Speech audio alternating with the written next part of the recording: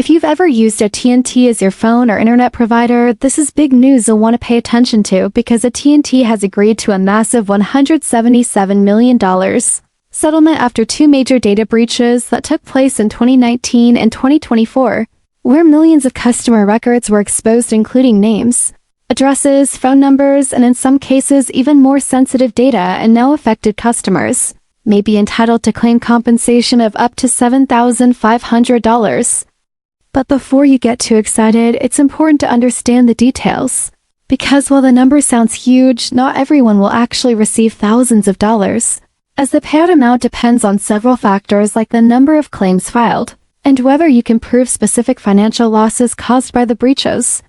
The settlement site, telecomdatasettlement.com, is currently active, and that's the only official place where you can file your claim, but you'll need to do it before the strict deadline of November 18, 2025. Otherwise, you won't get anything.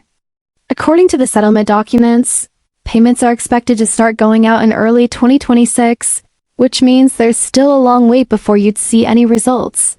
And there's always the possibility that the actual payout per person could end up being smaller than people expect once the settlement is divided. The structure is that those who can show documented losses, like identity theft expenses or credit monitoring costs, could qualify for higher compensation up to that $7,500 figure, but those without receipts or proof may only get a smaller cash payment. This is pretty typical of class action settlements. Headlines make the payouts look massive, but the average check people receive is usually much lower. Still, if your personal data was exposed in either the 2019 or 2024 breach, filing a claim is the only way to have a shot at recovering something. Because if you do nothing, you won't be compensated at all. It's not necessarily a windfall, and it may take over a year before you know the outcome.